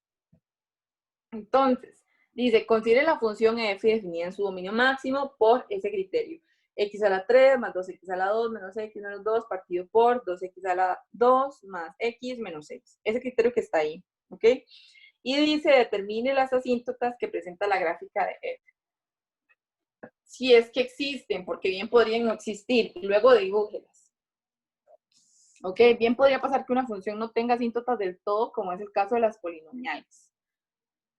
Ahora, entonces, empezamos con la asíntota vertical. Voy a ir haciendo el análisis de cada una. Voy a empezar con la asíntota vertical. Recuerden que, y como ya les anticipé, para sacar o para determinar si una asíntota vertical, lo que yo hago es calcular el límite cuando las X tienden a las indeterminaciones. Ojo, las indeterminaciones. Entonces vean que esta función f se indefine en -2 y en 3 medios. ¿Cómo sé que se indefine en -2 y en 3 medios? Porque ahí, en esos valores, espérense. En esos valores es donde el denominador 2x a la 2 más x menos 6 es igual a 0. ¿Ok? Denominador igual 0. ¿Sí? Como ustedes no me están parando, yo asumo que es que ya leyeron esto y me van siguiendo todos, ¿verdad? O sea, si alguien me dice, no entiendo, yo sigo aquí como un remolino y los dejo botados.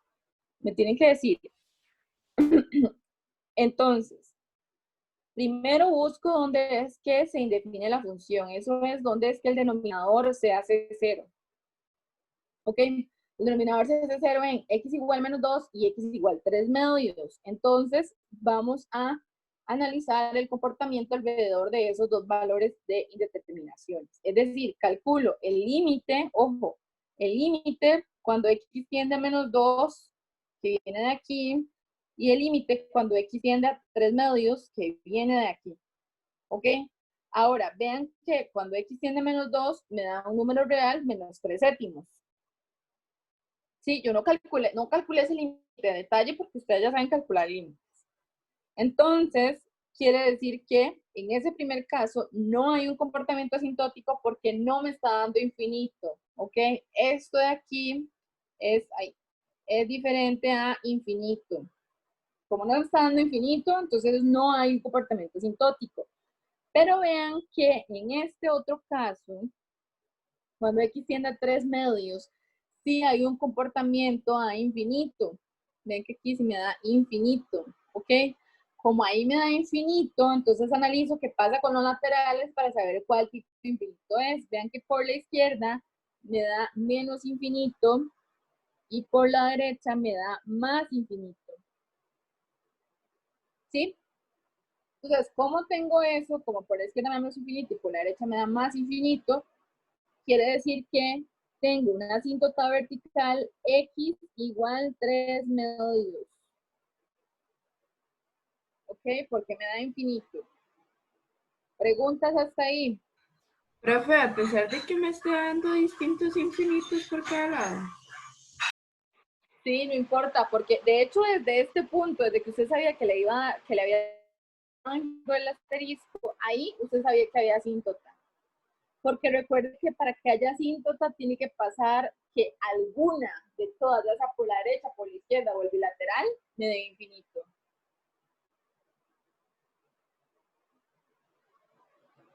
Ok, y solo para recordarle que ahí los símbolos de los infinitos estaban al revés. Ah, sí. Voy a marcarlo de una vez. Ok. Ahora la asíntota horizontal. Y en este caso analizamos qué pasa cuando las X se van para más o menos infinito. Perdón, ahí no, es en la oración de abajo. Ah, sí, ya me acordé. Ahora sí ya me acordé. Yo dije, ¿cuál era? Y ahora sí me acordé que usted me dijo la clase pasada. Es aquí. Aquí las imágenes tienden a menos infinito, ajá. Y aquí tienden a más infinito. Es una oración de abajo. Sí, cuando ya estaba escribiendo como el resultado final. Ahora, para buscar la asíntota horizontal, ajá. ¿Puede recordarme por qué era una asíntota vertical? ¿Es porque los dos infinitos dan diferente? No, basta con que haya infinito, el que sea más infinito menos infinito, infinito y número, lo que sea. Con que alguno de los bilaterales, es decir, con que por la izquierda o por la derecha vaya infinito, ahí hay asíntota. Pero entonces, ¿para qué yo saco, o sea, para qué yo saco los límites laterales de 3 medios si ya yo sé que 3 medios me está dando infinito Ah, y ya es una asíntota? eso es lo que estaba diciendo aquí, que desde aquí usted sabe que hay asíntota, porque ahí usted sabe que le dio infinito. Desde ahí usted sabe que hay asíntota.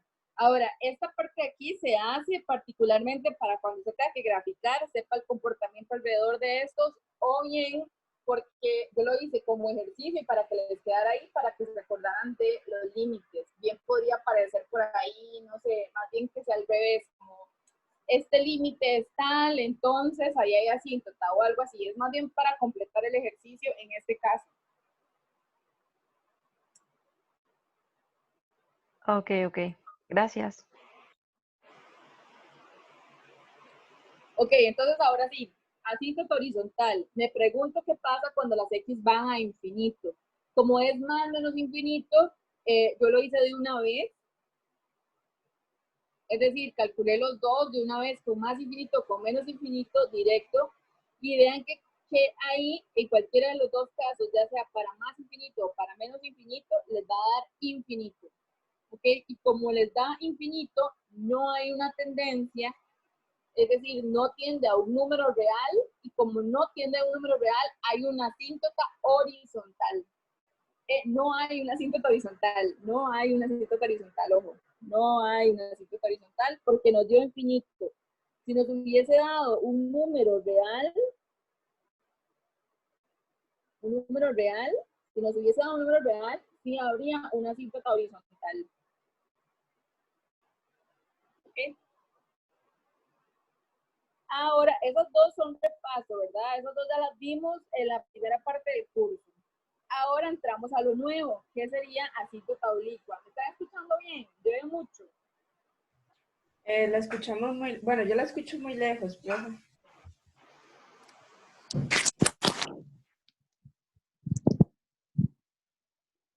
Si uso el micrófono de los audífonos, ¿me escuchan mejor? Bueno, un poco sí. Sí o no, no es todo. Yo la verdad es que no, casi no lo entiendo. Bueno, no lo escucho. Casi no me escucha. Es que yo tampoco les escucho No, bien. Profe, ¿No? ahí esa Ok. última hablada sí la escucho bien. ¿Los demás? Profe, yo sí la escucho bien. Sí, ahí sí se escucha Ok, mejor. entonces voy a terminar con asíntota oblicua y seguimos la siguiente clase, nada más para no dejarlo cortado, ¿ok? La asíntota oblicua sería la parte nueva. Y en este caso, porque es un ejemplo y yo quería que tuviesen las dos, yo lo hago por los dos caminos, pero usted elige el camino que quiere hacer, siempre y cuando recordando que el camino de división de polinomios solamente sirve cuando tengo polinomio partido por polinomio, cuando tengo un criterio de esa forma. En este caso, justamente yo lo busqué así para que me sirvieran los dos caminos. Vean que el criterio que yo les di es este que estoy marcando ahorita en verde. F de X igual X a la 3, bla, bla, bla. Eso es polinomio partido por polinomio. En ese caso me sirven los dos caminos y en particular me sirve el de división de polinomio. Si no tuviese eso, tengo que usar el otro camino. ¿Ok? En la parte de división de polinomios, lo que hacemos es, voy a recordar aquí nada más cómo está la función f de x, pues ya va. Si me dejan de escuchar, me dicen, porque no sé, f de x es igual a x a la 3 más 2x a la 2.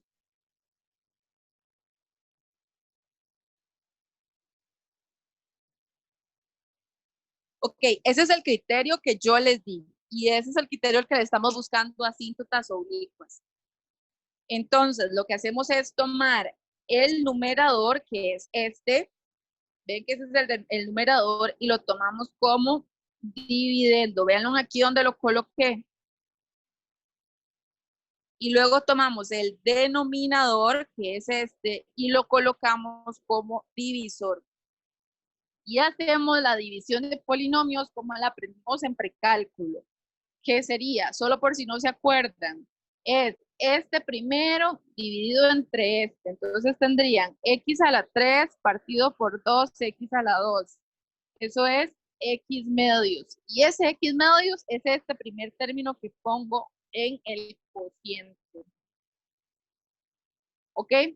Ahora tomo ese x medios y lo multiplico por los divisores, es decir, por este y por este. X medios por 2x a la 2 es 2 por 1 medio es 1. Y x por x a la 2 es x a la 3. X medios por x es x medios, ¿verdad? X medios por x es 1 medio, ¿verdad? Que es este que aparece aquí. Y x por x es x a la 2. ¿Se acuerdan de la división de polinomios? Se les estoy hablando en arameo antiguo. Me acuerdo muy poco. Ok, entonces es, a ver, siga, luego voy a borrar este montón de rayas que voy a hacer, pero es la única forma que me entiendan. Voy a escribir en verde. Tomo este x medios y lo multiplico por 2x. Y ese resultado es este que aparece aquí. 1 medio por 2 es 1 y x por x es x a la 3. Luego, ese mismo lo multiplico por x. 1 medio por 1 es 1 medio que es este que aparece aquí. Y x por x es x a la 2. 1 medio por menos 6 serían menos 3, ¿verdad? Que es este que aparece aquí. Y x que ya traía, es este último que aparece aquí. Ahora, vean que todos los que hemos dicho tienen los signos contrarios. Es decir, antes aquí estaba x a la 3 positivo, 1 medio x a la 2 positivo y menos 3x, ¿verdad? Antes estaba así. Pero, y como lo hacemos en la escuela, lo que hacemos es restar, es decir, le vamos a cambiar de signo a este y a este. Y por eso es que al final quedan esos signos. ¿Ok? Ahora vean que esos dos se cancelan porque x a la Profe. 3 menos x a la 3, ajá. ¿Cómo era que sabía qué número poner en el cociente? Porque tomo x a la 3, tomo este x a la 3 que estoy marcando en fucsia, que es el primero, y lo divido por 2x a la 2. Ah, que ok, es el ya. primero del divisor, que es lo que está en rosado afuera. Ok, gracias. Ok, ahora, estos primeros se me cancelan. Es que se me cancele eso, yo siempre les decía a los de precálculo, no es casualidad, eso es porque así está hecho el algoritmo, es decir, eso tiene que pasar. Y eso no le pasa, algo hizo mal, ¿ok? Ahora, no quiere decir que lo va a forzar. Eso es un indicador para usted que usted va bien y que va fluyendo. Si eso no va fluyendo, algo va mal, ¿ok? Ahora me queda 2 menos 1 medio son 3 medios. X a la 2, ¿verdad? Menos X más 3X son 2X y bajamos el menos 2. Ven que ahí lo que hice fue las operaciones que me decían los mismos números, ¿ok? Y vuelvo a repetir el algoritmo, es decir, voy a tomar este y lo voy a dividir por 2x a la 2. Entonces tendría 3 medios x a la 2 partido por 2x a la 2. Eso es 3 cuartos. ¿Ok? Porque se cancelan los x al cuadrado y 3 medios dividido entre 2 es 3 cuartos. Y ese, ojo, este es mi segundo término del cociente. Y vuelvo a repetir el algoritmo, es decir, ahora voy a tomar, ya va, voy a quitar un poco de estas rayas, voy a tomar este 3 cuartos y lo voy a multiplicar por este primero. 3 cuartos por 2 serían 3 medios, que es este 3 medios que aparece aquí, y el x al cuadrado. ¿Ok? 3 cuartos por x, 3 cuartos por x, que es este que aparece aquí. Y 3 cuartos por 6 es este 9 medios. ¿Sí? Una vez que hice eso, ven que de nuevo los signos serán los contrarios. Lo que estoy haciendo es restando. Y por eso se cambian todos los signos. Y ahora de nuevo tiene que pasar que estos se me cancelan y de nuevo si eso no le pasa, es que algo anda mal ahí en su algoritmo, porque el algoritmo está hecho para eso.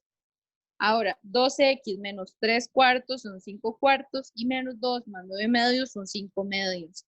Sé que me tengo que detener, ahí me detengo porque el grado de este, vean en naranja, el grado de este es 1, ¿verdad? Y el grado de este es 2. Como el grado del residuo de este es menor que el grado del divisor, o sea, de 2x a la 2 más x menos 6, entonces ahí me detengo.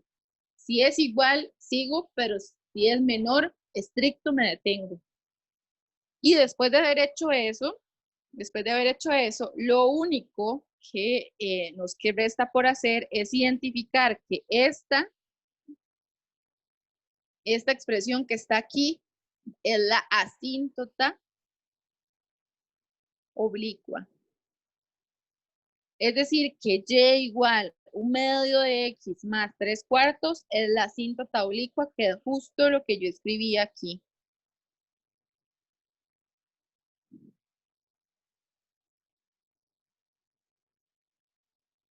¿Me expliqué? ¿Me siguieron?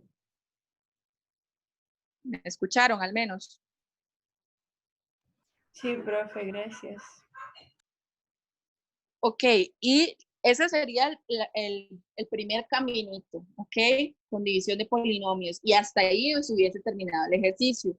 Yo quiero ser bien exhaustiva, entonces les hice los dos caminos. El otro camino, por si tuviesen que aplicarlo, es usando límites. Entonces, en ese, igual que siempre, recuerden que una ecuación tiene la forma y igual mx más b, y eso es justo lo que buscamos. Buscamos el m y el b. El m, por lo que les dije antes, está dado por el límite cuando la serie es infinito de la función partido por x, que es esta primera parte que estoy marcando en naranja. Ese es el m. ¿Ok? Y así está dado. ¿Sí? Entonces calculamos ese límite. Vean que otra vez, recuerden que la función f de x es esa que escribí en el numerador y el x que está en el denominador. Hacemos extremos por extremos y medios por medio. Recuerden que esto tiene un 1 en el denominador y como tiene un 1 en el denominador, hacemos este con este y este con este, y eso es lo que tenemos en la siguiente. De ahí, ¿qué fue lo que hice? Lo que hacemos usualmente en los límites al infinito, que es el factor forzado. ¿Se acuerdan? Así lo llaman ustedes. ¿Ok? Si sacamos el factor forzado, que sería x a la 3, en ambos casos lo cancelamos, ese límite nos da 1/2. Como ese límite nos da 1/2, esta de aquí es la pendiente m. No estoy haciendo, no detallo cómo calculo el límite porque ustedes ya saben eso, ¿verdad? Ahora, para encontrar el b, más bien uso el límite cuando x tiende a f de x solito, ¿verdad? Menos mx, y el m lo acabo de encontrar, m es 1/2. Entonces vean que escribí f de x tal cual como me la dieron, menos 1/2, que sería la pendiente m por x. ¿Sí? ¿Me están siguiendo ahí? O les estoy hablando como ahí en árabe. F de x es esta, ¿verdad? Que estoy marcando en celeste. La pendiente m, yo la acabo de encontrar, es 1/2. Veanla aquí, yo la acabo de encontrar. ¿Sí? Y el x tal cual. Entonces calculamos ese límite como, primero homogenizamos, es decir, hacemos la carita feliz, si así lo quieren ver o como ustedes quieran, calculan ese límite y ese límite nos da 3 cuartos. Entonces 3 cuartos es igual al b. ¿Ok? Vean que en la forma original yo necesitaba encontrar m y encontrar b, que los estoy marcando con colores. Vean que m está en naranja y b está en verde. Entonces lo que hago es, en el campo del m, escribo 1/2, véanlo aquí, ahí, estoy escribiendo con verde. En el campo del m, en naranja, escribo 1/2 y en el campo del b, escribo 3 cuartos. Y vean que independientemente por el camino que yo decida irme, estoy llegando exactamente al mismo resultado, a la misma asíntota oblicua. ¿Ok? ¿Cómo sé yo que no hay asíntota oblicua? Lo sé porque alguno de esos límites, ya sea el límite para M o el límite para B, me da infinito.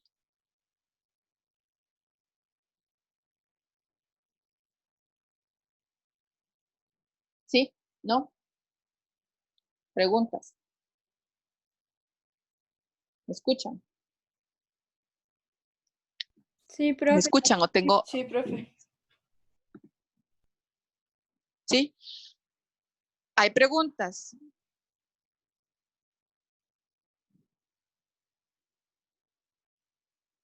¿No? Ok. Ahora, finalmente, ¿cómo dibujo yo eso? Recuerden que Profe. por Ajá. Dice Sofía que la división no sirve cuando hay división de polinomios. No, la división no sirve cuando se trata de una función que no sea racional. Es decir, me voy a adelantar, me voy a adelantar. La división de polinomios no sirve, por ejemplo, en este caso que estoy marcando con celeste. Ahí no sirve la división de polinomios DP, o No, sea, pero división de profe, yo sí polinomios. entendí. Más bien estaba Ah, ok. respondiendo a Sí, era mi Monse. duda, pero ya Sofía me había explicado, entonces ya entendí. Ok, pero igual, por ejemplo, en ese caso no sirve división de polinomios, porque no es racional. Es decir, ahí hay un radical y deja de ser polinomio partido por polinomio. Ok, entonces ahora, nada más para terminar, para trazar la gráfica de la recta, es decir, para trazar la recta, ven que es oblicua, no es tan sencillo de graficar como una horizontal o una vertical. Lo que hacemos es usar lo que hace millones de años Euclides propuso, y es que dados dos puntos, por ahí pasa una recta.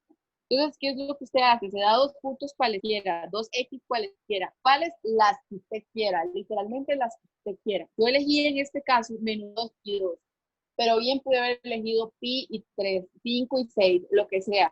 Cualquier par de puntos, cualquier par de X, las que usted quiera. Y lo que hacemos es buscar la imagen asociada recta, es decir, aquí yo tomo este X igual menos 2, lo evalúo en esa Y me da un cuarto. O tomo X igual 2, lo evalúo en esa Y me da 7 cuartos. ¿Ok? A partir de eso, vean que este es el X y este es el Y. Entonces de ahí tengo X y Y como par ordenadas. Como dados dos puntos, hay una recta, escribo o dibujo en el plano cartesiano esos dos puntos, traslado esos dos puntos al plano cartesiano y por ahí, encima de esos dos puntos, trazo la recta. Y esa es la asíntota oblicua.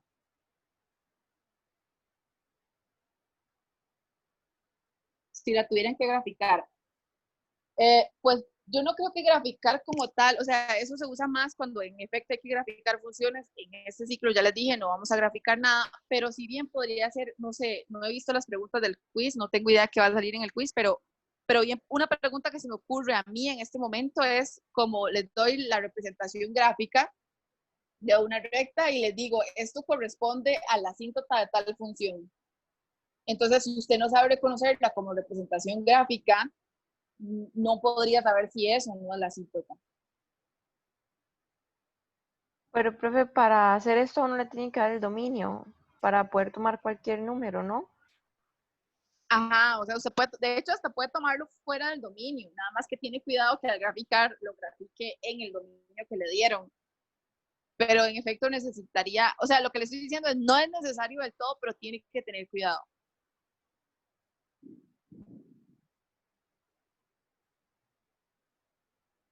Hay preguntas. Y ahí lo que viene en esa cajita, en esa tabla, son algunas observaciones como de cosas que pueden pasar. O sea, que si hayan dos asíntotas oblicuas, puede pasar que haya una asíntota oblicua y una horizontal, que no haya una oblicua y una vertical, o etcétera. Depende del tipo de funciones que tengan. Son como observaciones y al mismo tiempo vienen con ejemplos y la grafiquita para que vean lo que está pasando. ¿Tienen preguntas, dudas, comentarios?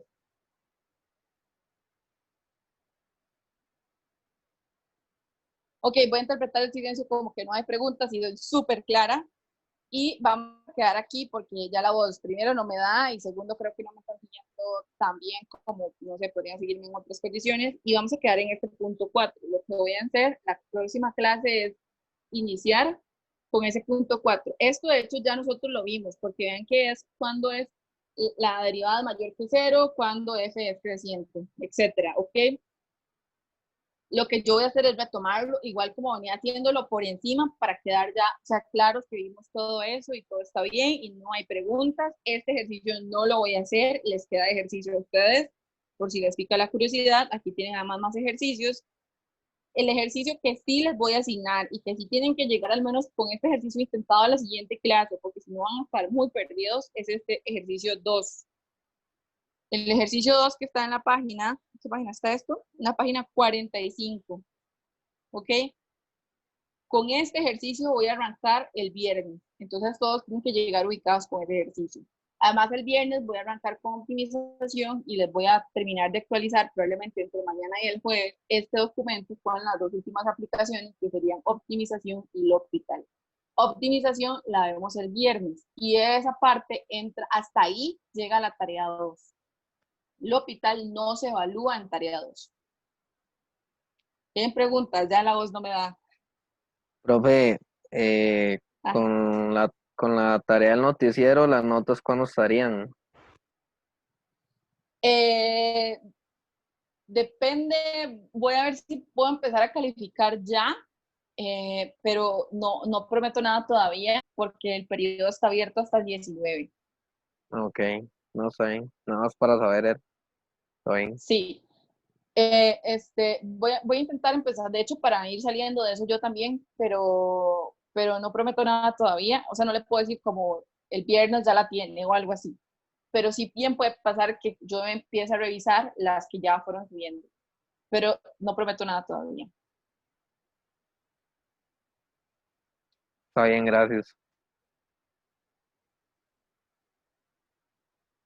Ok, entonces quedamos hasta aquí. Ojo, les queda ese ejercicio. En serio, no lleguen a la clase perdidos, ¿ok? Además que esto viene en el quiz, una cosa similar, me imagino yo que debería venir en el quiz, no he visto el quiz todavía, entonces no sé, pero algo así debería venir porque esta es la parte que vamos a evaluar, digamos, de la parte de graficación en el quiz. Entonces lleguen ubicados con este y empezamos con optimización. No falten optimización porque es un tema central de la tarea de fijo y además para la gente que tenga que llevar los siguientes cálculos, en los siguientes van a haber mucha optimización en varias variables. Necesitan saber optimización en una variable para entender las otras. ¿Okay? Entonces nos vemos el viernes y cualquier cosa. Ya les dije que a los que no les he abierto el WhatsApp ni siquiera o no les he solventado la duda que tengan de la tarea, que me regalen unos instantes más. Yo sé que ya tienen mucho, esperando mucho, pero tengo problemas en la otra cátedra y entonces